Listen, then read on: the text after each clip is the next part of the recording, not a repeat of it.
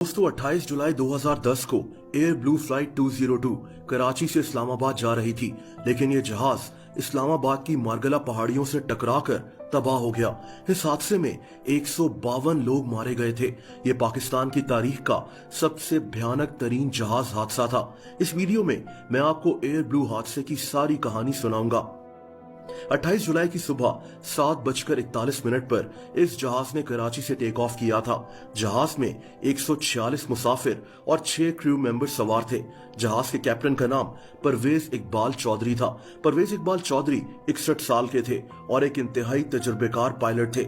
जहाज के दूसरे पायलट यानी फर्स्ट ऑफिसर 34 साला मुंतजिब अहमद थे। मुंतजिब इससे पहले पाकिस्तान एयरफोर्स में सर्व कर चुके थे। बहरहाल ये बदकिस्मत जहाज कराची से टेक ऑफ कर गया, लेकिन फिर कुछ अजीब हुआ कुछ यूं कि फ्लाइट की शुरुआत में ही जहाज के कैप्टन परवेज इकबाल चौधरी ने अपने जूनियर पायलट मुंतजिब अहमद से बहुत सख्त जबान में बात करना शुरू कर दी।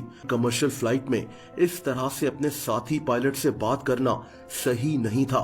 रिकॉर्डिंग में सुना जा सकता था कि मुंतजिब बिल्कुल चुप हो गए थे। दोस्तों, इनकी ये सारी बातें जहाज में मौजूद ब्लैक बॉक्स में रिकॉर्ड हो रही थी।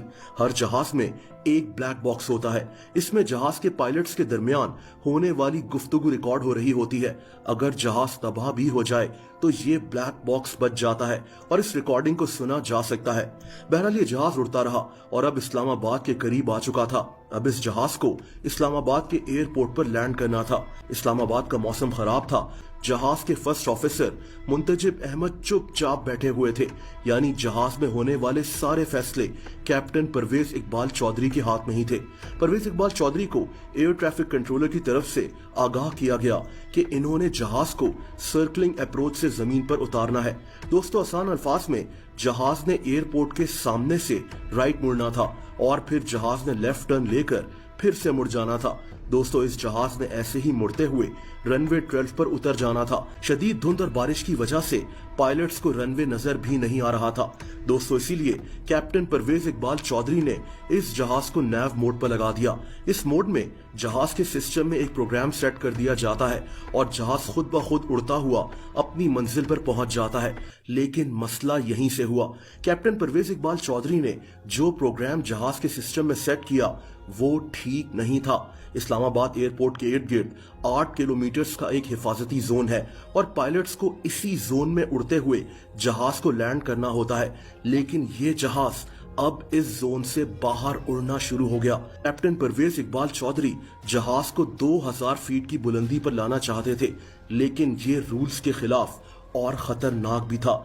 जहाज को उस वक्त कम से कम 2500 फीट की बुलंदी पर रखना चाहिए था। बहरहाल ये जहाज एयरपोर्ट पर रनवे की तरफ मुड़ने के बजाय अब मार्गला की पहाड़ियों की तरफ जा रहा था। जमीन पर एयर ट्रैफिक कंट्रोलर ने इनको आगाह भी किया कि ये जहाज को लेफ्ट पर मोड़े। ये जहाज इस वक्त सिर्फ 2300 फीट की बुलंदी पर उड़ रहा था। जहाज के कैप्टन परवेज इकबाल चौधरी जहाज को लेफ्ट मोड़ रहे थे, लेकिन इसी वक्त जहाज के सिस्टम से आवाज आना शुरू हो गई, टरेन अहेड। इसका मतलब होता है कि आगे कोई ऐसी चीज आने वाली है जिससे जहाज टकरा सकता है। फर्स्ट ऑफिसर मुंतजिब ने कैप्टन से कहा कि सर, जहाज को लेफ्ट साइड पर मोड़े, आगे पहाड़ है। कैप्टन परवेज इकबाल अब परेशान थे। इनकी आवाज में बेचैनी थी। इन्होंने कहा कि हाँ, जहाज लेफ्ट की तरफ मुड़ रहा है, लेकिन असल में ऐसा हो नहीं रहा था। ये जहाज लेफ्ट साइड पर नहीं मुड़ रहा था।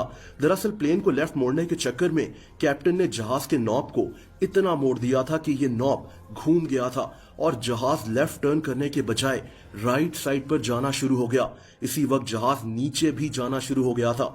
अब कैप्टन ने परेशानी से कहा कि ये जहाज लेफ्ट की तरफ क्यों नहीं मुड़ रहा।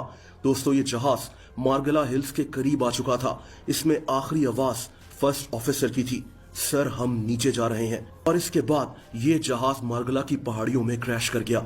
जहाज में बैठे 152 लोगों में कोई भी बच नहीं सका।